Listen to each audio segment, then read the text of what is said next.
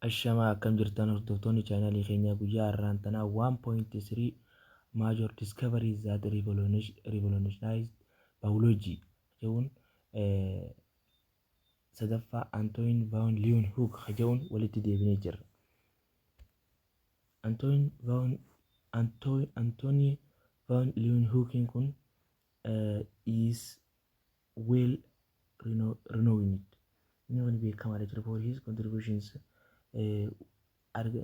hirmaannawwan adda addaa keessatti to microscopy kan argatu keessatti hirmaannawwan garaagaraa godhee jira jechuudha. And how to apply ammasis microscopy kan akkamitti itti fayyadamna is to the field of biology. Dirree biology keessatti akkamitti itti fayyadamna jee nama yeroo jalqabaatiif argannoowwan tana irratti hirmaannaa godhee argateedha jechuudha. He invented inni kun jechuudha ni argate method for making strong lenses. Karaawwan oomisha lensiiwwan jaboo ta'an itti oomishan. According to some akka yaada isaatti could magnify inni kun godhuu danda'ee jira. Maal magnify up to 500 times dachaawwan yeroo si'a 500 akka inni guddisu magnify godhu guddisu argannoo tana isa argateedha jechuudha. Eenyu Antoine van Leeuwenhoek. Leeuwenhoek employed inni kun ammas illee qacaramee ture isa keessatti Antoine Leeuwenhoek employed microscopes to learn more about the biological world. Waa'ee biolojiidhaa kana addunyaa kana barsiisuu keessatti illee hirmaatee ture. Among his findings akkasumas inni kun argannoowwan adda addaa argatee were bacteria and the vacuole of the cell. Kanarratti illee qorannoowwan adda addaa godhee ture jechuudha. Afuraffaan Carl Linnaeus. Carl Linnaeus botanist, physician and naturalist. Devised jechuun inni kun devised godhee ture. Devised jechuun kun immoo kan qopheessedha. Devised kan qopheessedha is the method for naming maqaawwan akkaataa itti moggaasan mala maqaa moggaasuudha. Ordering ammasallee orderii isaanii eegsisuudha. And classifying creatures uumamawwan kana classify gochuun ramaduu keessatti that we still use today haga har'a nuti fayyadamaa jirru kanatti. His extensive collection of plants inni kun bal'inaan jechuudha walitti qabee ture jechuudha. Plants, animals and shell specimens inspired him isani kakaasee to devise akka inni qopheessuuf a system sirna for classifying ramaddiiwwan adda addaatiif and naming species sanyiiwwan adda addaa maqaa moggaasuu keessatti kanaaf isa inspired godhee ture. He separated inni kun addaanni babaasee jechuudha items wantoota into 3 categories gosawwan sadiitti jechuudha. Animals, plants and minerals itti adda baasee ture jechuudha albuudotatti. And further caalatti organized inni godhee living things wantoota lubbuu qaban into classes classiiwwan jalatti fi orderiidhaan generaadhaan and speciesdhaan jechuudha. Homo sapiens for example fakkeenyaaf homo sapieniin kun homo is a genius geniidha ibsa and sapiens is species. Homo kun asirratti yeroo hedduu kan isin hubachuu qabdan indiraas irratti illee akkanatti dhufuu danda'a. Yeroo hedduu ni dhufaasi. Homo kajoo kun capital letteriidhaan eegale. H kun capital letterii. Inni capital letteriidhaan eegale kun yeroo hunda maal agarsiisa? Genius agarsiisa jechuudha. Genius agarsiisa. Sapiensiin immoo S tuni qubee xiqqoodhaan eegalte small letteriidhaan eegalte isiin qubee xiqqoodhaan eegalte tun gisee hunda maal agarsiifti? Species kana agarsiisti jechuudha. Shanaffaan Charles Darwin. Charles Darwin probably the most famous naturalist of all time. Tarii famous caala naturalist of all time yeroo hedduu Charles Darwin's contribution to biology hirmaannaa biolojii keessatti taasisedha.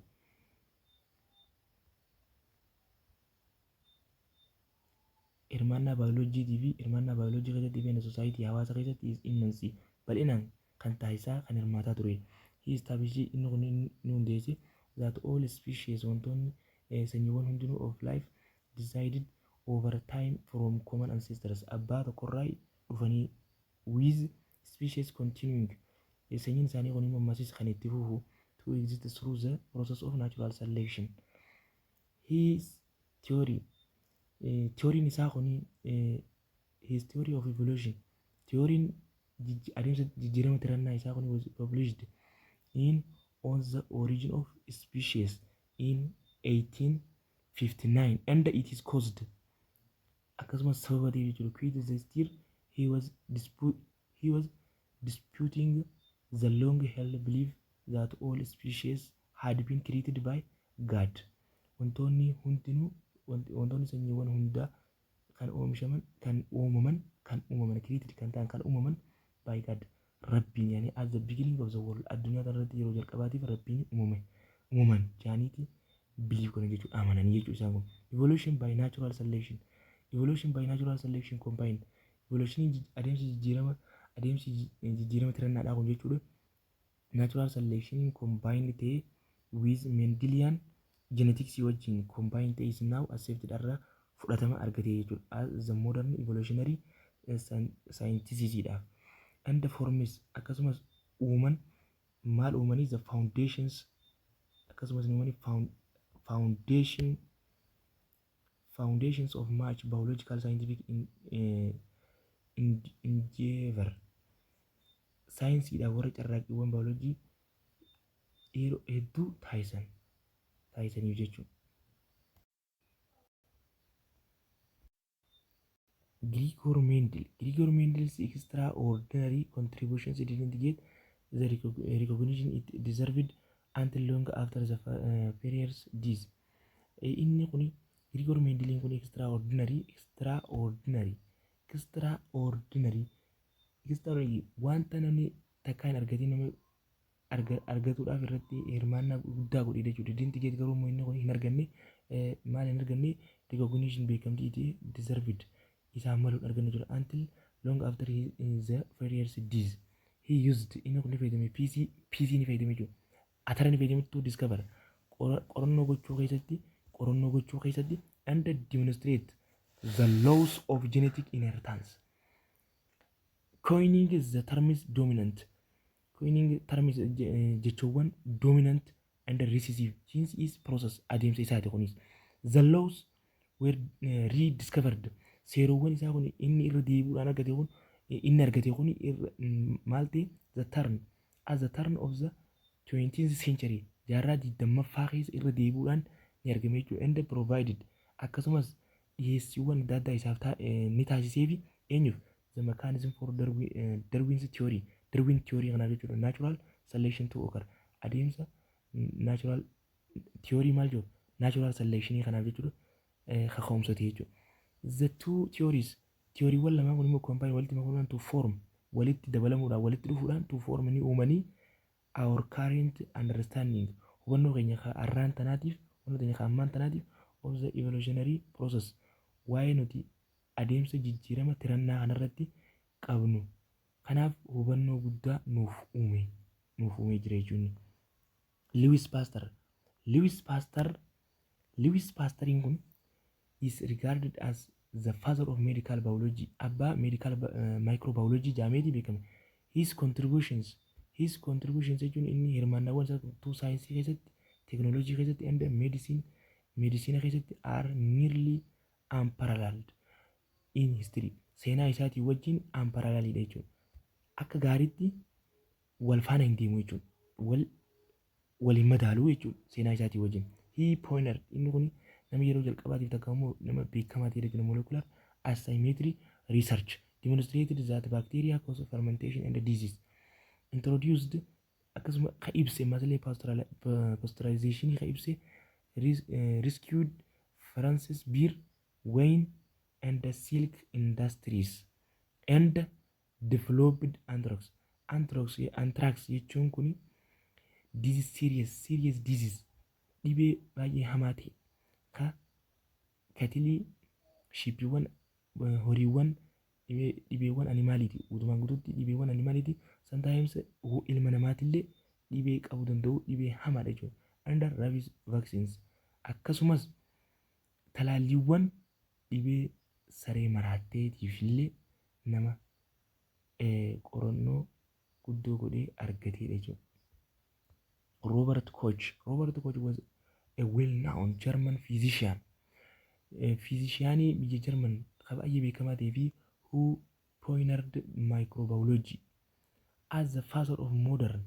Inni kun ammaasis the father of modern microbiology. Abbaa modern microbiology jedhamee beekama. He is credited with pinpointing the precise causal agents of tuberculosis, cholera, and anthrax, as well as akkasumas providing experimental ni dhiyeessee jiru yaaliiwwan adda addaa to support godhan deeggaran for the concept of infectious disease dha. Dhibeewwan infectionii ta'aniif jechuudha. Jane Goodall, our knowledge of wildlife, beekumsa nuti arraan tana bineensota bosonaatiif jireenya bineensota bosonaatiif and conservation isaan kunuunsuu fi has been transformed, nama jijjiirama guddaa godhe jechuudha. Akka nuti jijjiiramnu kan nu godhe dhiidha ja'a by Jane Goodall kanaani. The UK ethologist is best known baay'ee beekamtuu fi for her career long studies of chimpanzees, yeroo dheeraadhaaf ogummaanis qorannoo waa'ee chimpanzee irratti godhaa turte. She discovered, ishiin ammaasillee ni argatte, the animals are omnivorous, animaalonni omnivorous jedhette. Omnivorous jechuun warra carnivorous illee ta'anii warra carnivorous illee ta'an and herbivorous illee warra ta'anii jechuudha. Herbivorous and omnivorous illee jechuudha. Herbivorous omnivorous carnivorous warra foon qofa sooratan, herbivorous immoo warra citaa yookaan immoo muka qofa sooratan. Isaan lamaanuu immoo ka sooratu warri citaa sooratus warri foon sooratus omnivorous jechuudha. Fakkeenyaaf ilmi namaatillee omnivorous jechuudha. And tool users akkasuma meeshaa isatti fayyadama tool users itti fayyadama meeshaa isaatiif illee jechuudha. She is global leader, ishiin hooggantuu addunyaa tanaa taate jechuudha. In animal rights, mirga maaliitiif? Mirga animaalotaatiif jechuudha. And was awarded, akkasuma badhaafamtee turte PhD degree kana badhaafamtee turte jechuudha.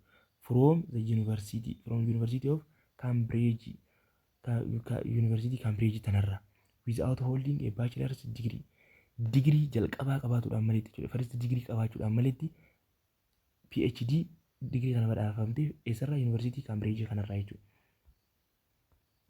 Kurnaffaan Barbaraa McClintock, American geneticist jedhe. American geneticist Barbaraan kun McClintock spent her career analyzing maize, waa'ee maarratti qorannoo guddoo goote boqqolloo irratti jechuudha. Waa'ee boqqolloo irratti jechuudha. Where she developed, iddoo isiin guddattee a technique for identifying, iddoo maalti jechuudha adda baasuu keessatti maloota adda baasuutii fi examine qorannoowwan gochuu keessa murteessuu keessatti jiru kromozoomii individually dhuunfaatti jechuudha. Despite it not being immediately recognized, yeroo hogguu sanitti jalqaba atattamatti beekamuu baattullee her work hojiin isii kun made it possible for us to map woman genomes. Maal uumee jiru? Maappii uumee jiru, kaartaa uumee jiru woman genoomsiidhaaf dhala namaatiif jechuudha.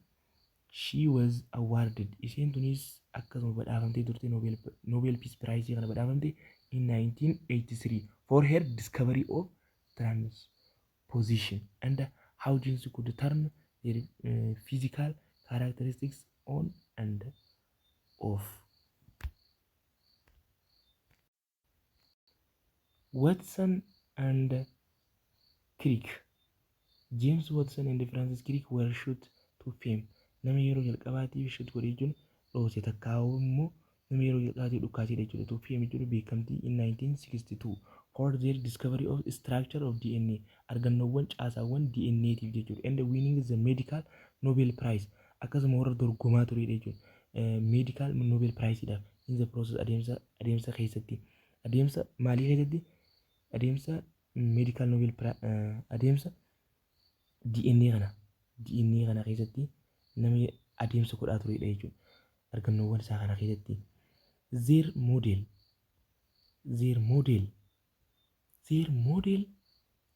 of DNA argannoo bocni DNA dha yookiin dubileeksii explains ni ibsame how DNA replication akkamitti DNA kun akkamitti copy if godha and hereditary information is coded uumamni dhaaltummaa isaa akkamitti coded ta'a and passed on to descendants akkamitti daddarbaa sanyiirraa akkamitti daddarbaa dhalootarraa gara dhalootaatti sanyiiwwan isaa akkamitti daddarbaa yaani nama explains godhe jechuudha ibseedha isaan kun. The discovery of DNA argannoowwan DNA dhaa kuni has lead to much more developed understanding of function. Dalagaawwan isaa akka nuti sirriitti hubannu nu godhu used in disease ammasis dhibeewwan used in disease diagnosis dhibeewwan argannoowwan dhibee adda addaa wal'aanoo keessattii fi dhibeewwan adda addaa argannoo isii taasisuu keessatti fi and treatment wal'aanoo keessatti forensics and more. Wilmut and Campbell in 1996. Ian Wilmut and Kit Campbell cloned a mammal famously named Dolly the sheep. Dolly tuni haadha gaa'e haadharraa the pair cloned kuni pair cloned ta'e Dolly using a single adult. Dolly kun immoo single adultidha. Geessa qeenxitee tokko ka hoolaadha. Seelii hoolaadha and process of nuclear transfer adeemsa isiin tuni transfer gochuu keessatti daddarbuu keessatti Dolly died. Dolly tuni hin duute after 6 years erga waggaa 6 boodaan ni duute. Garuu cloning continues. Cloning kun immoo itti fufe. Although still not perfect. Haga ammaan tanatti maali sirriidhaa miti jechuudha. And certainly not ready for woman applications. Certainly sirriitti not ready jechuudha qophoonye for woman applications jechuun itti fayyadama ilma namaa kanaaf akka inni sirriitti ibsuuf jechuudha. Ammallee sirriitti ibsaa hin jiran jechuudha. Dooliin tun egaa haadha takka yooniif taate haadha san irraa ilmaan gizeeniif argamaa deeman ilmoon sun immoo bifa haadhaa san qabattee osoo hin taane bifa biraatiin dhufti bifa akkasuma bifoonni isiin dhufaanii deemtu sun immoo jijjiiramaatuma itti fufaa deema haga ammaan kanatti xumurisiidhaa maali irra hin gaafne jechuudha.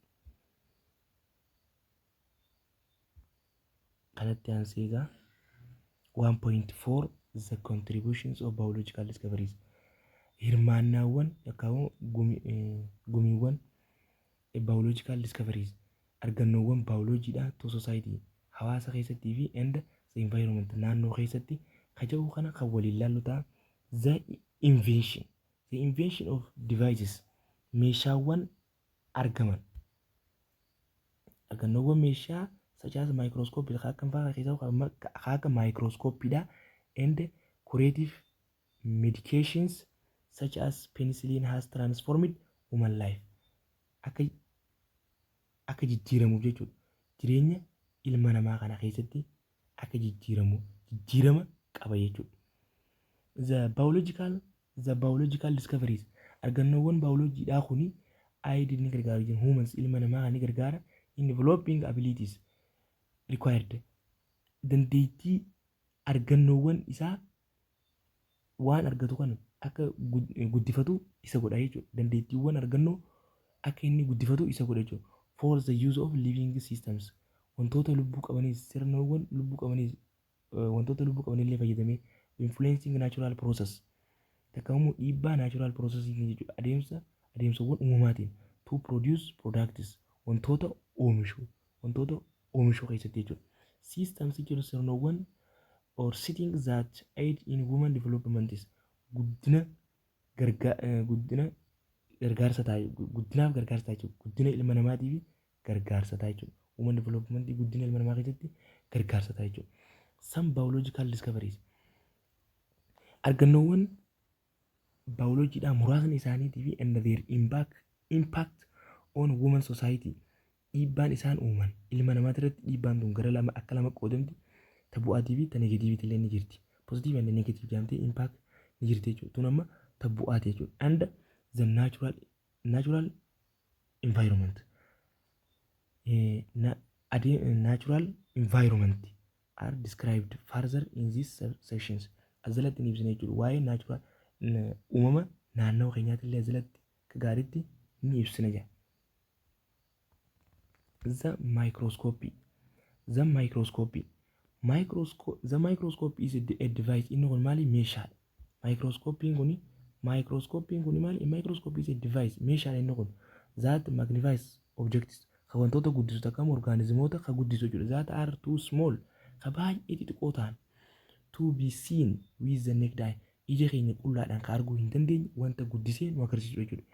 A milestone in the science world. The microscopy has had an enormous influence on the development of modern medical, forensics, and environmental sciences. The invention argannoo microscopiidhaa kun has revolutionized in ta'ichu revolutionized khatee the science industry while developing other fields. Akkasumas maal developing other fields dameewwan baayoloojiidhaa ka biroo guddisuu keessatti illee jechuudha. Guddina medical field the use of microscopes medical field kun dirree qorichaa jechuudha. Dirreen qorichaa kun egaa the use of microscope fayyadamni in medicine qoricha keessatti beekan ni kan eegale in the adeemsi microscope fayyadamuudhaan medicina keessatti ka eegale in the 1980s 1860 jechuudha. 60 keessa when Louis Pasteur reported Louis Pasteur dhiyeesse report godhe gabaase that the microscopic organisms wantoota organizimoota baay'ee xixiqqoo ta'an he saw kalaalaman in the microscope jala keessatti caused certain diseases dhibeewwan muraasaaf sababa ta'an jee erga inni argate booda microscopiin kun itti fayyadamame jechuudha. Until that time hangasitti people thought disease hagasitti namni yaadu ture dhibeewwan come from evil spirit or God rabbiitu dhibee tana fida takka immoo rabbumaatu dhibee tana keessatti fida jechuu yaadaa tura. Pastor's germ theory revolutionized the process of identifying adeemsa addaan baasuudhaa treating wal'aanuutii fi and preventing ittisuu infections disease dhibeewwan infectionii ta'an kana dhibeewwan infectionii fidan kataan kana akkaataa nuti itti ofirraa ittisnu eegas booda nu adda baasete jechuudha. Today arraan tan ammoo hospital laboratories use microscopes. Hospital laboratoriin arraan tana microscopii kana fayyadamaa jiratu to identify addaan baafatuudhaaf which microbii kamtu organizimii kamtuutu jechuudha. Organizimii kamtuutu sababa infectionii ta'ee jira jechuu kan ittiin arraan tana addaan baasaa jiran microscopii itti fayyadamaa jiran jechuudha. So physician can prescribe the proper medicine sirriitti qoratee qorannoo sanirratti dawaa akka kennu ta'ee jira jechuudha. They are also used to diagnose they are isaan akkasuma ni fayyadamani qorannoowwan kaansariitiif illee and other disease dhibeewwan birootiif illee fayyadamaa jiranii jiru. Ecosystem study sirna ikkoo qorannoo sirna ikkoo kun egaa qorannoon sirna ikkoo yoo kana keessatti the microscope ni fayyadamne jechuudha. Is used to study the health of an ecosystem. Ecosystemii kana fayyaa sirna ikkoo kanaaf microscope kana ni fayyadamne jechuudha qorachuu keessatti. Field biologists biologistoonni utilized microscopes meeshaa microscope kana fayyadamu to observe specific habitat such as marine environment naannoowwan bishaan jalaa by identifying the types gosoota isaa addaan baasuudhaaf and numbers of microscopic organismoota specific habitiin iddoon jireenya isaanii specific taate jechuun murtooytu taate jechuudha. Such as marine environment by identifying the types and numbers of microscopic organisms found in ecosystem samples. Ecosystem sample kanarratti hundaa'eeti jechuudha. This helps gargaarsi saayintistoota kun defining maal inni ibsa jechuudha ecosystem inni ibsa jechuudha. Detecting threats wantoota wal'aanoo keessattii fi to an ecosystem wantoota ecosystemii keessa jiran wal'aanoo keessatti illee and determine addaan baasuu murteessuu keessatti the relationship of organisms hariiroowwan organismoota gidduu jiru with their environments naannoowwan isaan keessa jiraatan naannoowwanii wajjin organismoonni hariiroo isaan qaban addaan baasuu keessatti illee jechuudha. Forensic science kun immoo the microscope has greatly affected the field of forensic sciences. Forensic science keessatti bal'inaan kan itti fayyadamnu jechuudha. Forensics is a field of science. Forensic science kun saayinsii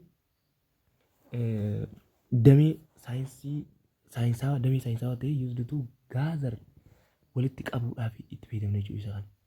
And analyze akkasumas xiinxaluudhaaf evidence ragaa to establish ragaa irratti hundoonyeef establish facts ragaa dhugaata irratti hundoonye jechuudha. That are used in legal scenario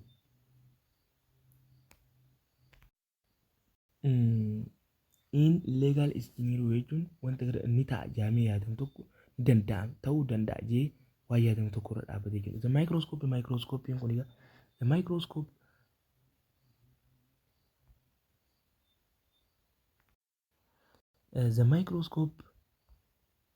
microscope is used. Microscope kana itti ni fayyadamna. Examine pieces of evidence. Ragaawwan baay'ee xixiqqoo ta'an murteessoo collected at crime scene.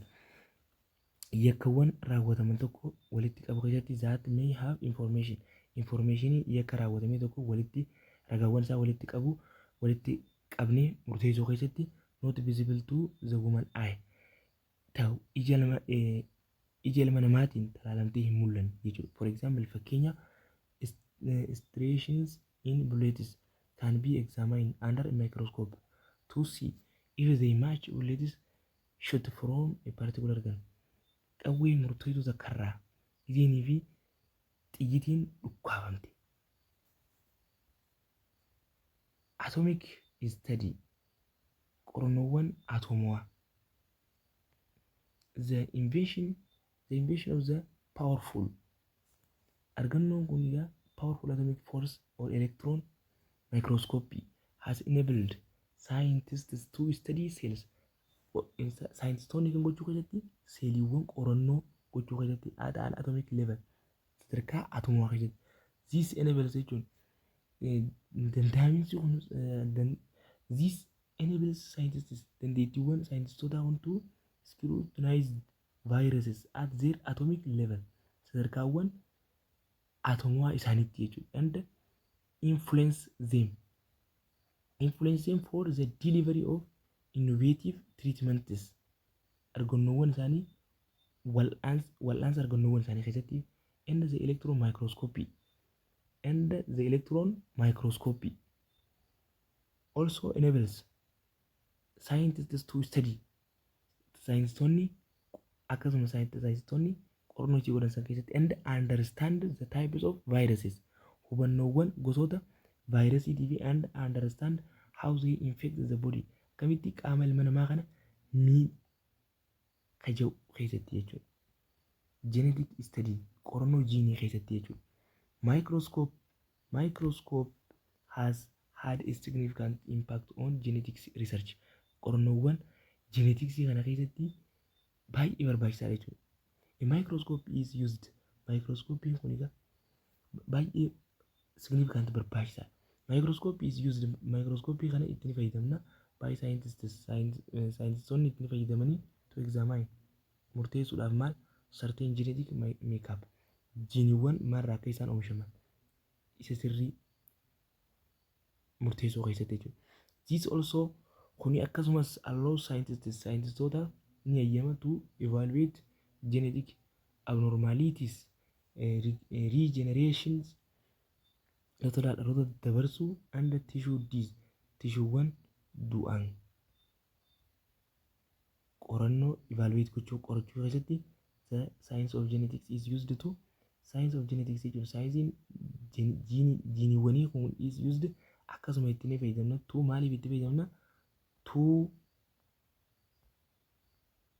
to examine murteessuudha infected tishuuwwan isa san miidhan. Histologists will be able to explore future wanta gara fuulduraa ta'u traps gochuu keessatti jechuudha. Qorannoo gochuu keessatti and preventive akkasuma preventive drugs dawaawwan qorichawwan as a result of this research kanaaf dawaa gochuu keessatti jechuudha. Tissue analysis is used common for histologists. Histologistii kanaaf common jechuudha. To study seelii qorachuu keessatti and tissuewwan qorachuu keessatti illee using a microscope fayyadamanii. For example, fakkeenyaaf if a section of tissue kutaan tishuudhaa is taken ka fudhame from analysis qorannoodhaaf takka immoo xiinxalliidhaaf fudhame histologists can use. Histologistoonni kunniin ni fayyadamanii histologistoonni kunniin fayyadamuu danda'anii use a microscope in combination with other tools meeshaawwan birootii wajjin walitti makanii to determine maal gochuu keessatti to determine murteessuu keessatti if the sample is cancers. Lamaffaan discoveries in medicine. Tagaffaan maali? Kan nuti ilaalle tagaffa irratti kan nuti ilaalle egaa amma kan lammaffaa discoveries qorannoowwan isa keessatti medicina keessatti qorichawwan keessatti tagaffaan microscope ilaallee turre jechuudha. Medicina keessatti dawaa keessatti science has never moved.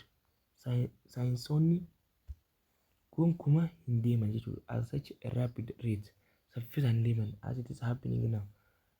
Taateewwan haga ammaan tanaa raawwatamaa jiran keessatti as each discovery tokkoon qorannoowwan brings dhufan with it is counters more developments.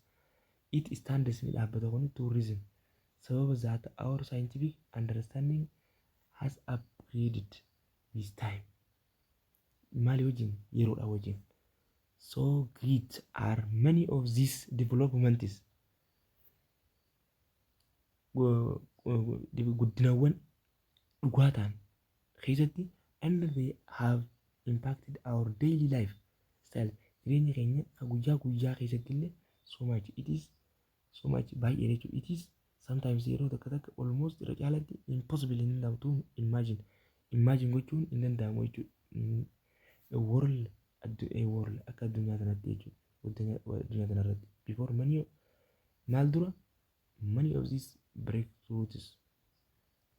This is particularly kun immoo addatti particularly true dhugaadha jechuudha. Medical discoveries qorannoowwan meedikaalaa kana keessatti jechuudha. Qorannoowwan qorichaa kana keessatti. And while we might complain of long hospital waiting lists or the poor bedside manner of some of the nurses, narsiiwwan amaloowwan narsiiwwan muraasa we shouldn't forget that only a few generations kana dagatuu hin qabdu jaa. Only a few generations dhaloowwan muraasa qofaatiitu few generations ago jechuudha. Waan dagatamuu hin we shouldn't forget that only a few generations ago. Yooda yeroo muraasa a few generations ago jechuudha. Dhalootawwan muraasa dura jechuudha. How irritating it was to amputate a limb without anaesthesia. Of wallaaluudhaan maletti jechuudha. Of wallaaluudhaan maletti jechuudha. Sadaffaan inheritance application of genetics jechuudha. Fayyadama maalii keessatti jiinii keessatti jechuudha. Before 1900 the history of genetics was related to cytology. Cytology wajjin walitti dhufeenya qaba jechuudha. Cytology wajjin walitti dhufeenya qaba. This owes honimo to Robert Hooke who elaborated various smaller things in a thinly sliced cork section from mature tree jechuudha. Eessarraa dhufe jechuudha. Muka bilchaataa ta'e irraa jechuudha. In 1861 Brown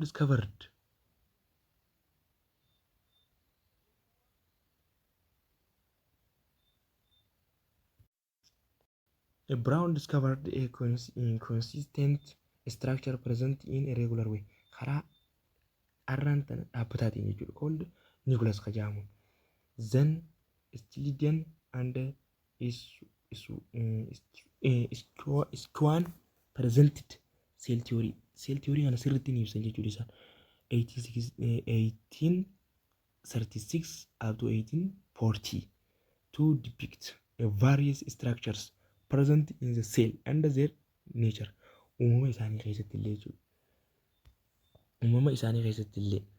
It was a great contributions. Kun immoo hirmaannaawwan guddaa godhee jira to understanding hubannoo cell structure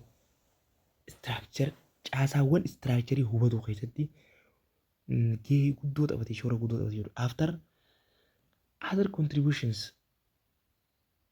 erga hirmaannaawwan adda addaa godhamanii boodarra in 1884 up to 1885 four scientists saayinsonni afur Hertwig, Kulicher, Wisman, all zoologists and Strasburger botanist.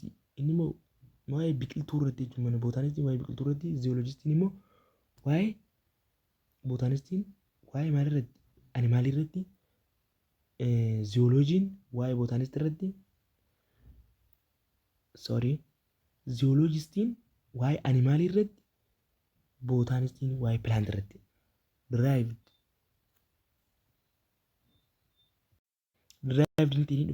Derived that hereditary matter existed in the nucleus.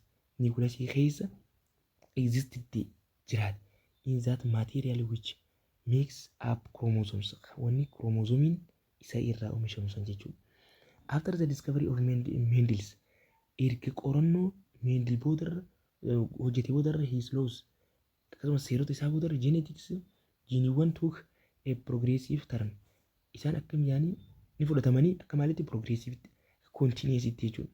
And revolutionized working on this subject. Kun immoo subject kun immoo ni hojjete still moving hanga deemutti. Working on this subject is still moving hanga deemutti. Genetics is providing hanga inni deemutti jechuun hanga jiiniin san genetics is providing genetics kuni hidheessa jiru numerous services tajaajilawwan adda addaatu humniitii ilma namaatiif in almost every field of life jireenya ilma namaa kamiyyuu keessatti jechuudha. Kanaafuu it is prominent role never neglected in the welfare fayyaa ilma namaa keessatti and betterment of human lives in one way or the other. The study more about the role of genetics for women do the following activity ta'an kana hordofuudhaan dalagichaa guyyaa irraan sanaatiif kan hin qabaddeessine dhufe kanuma 1.5 Ethiopian biologists and their contributionidhaan hanga walitti deebinutti nagaan nuuf tura. Subscribe, share, comment godhaa. Jabaadhaa. Yeroo gaarii.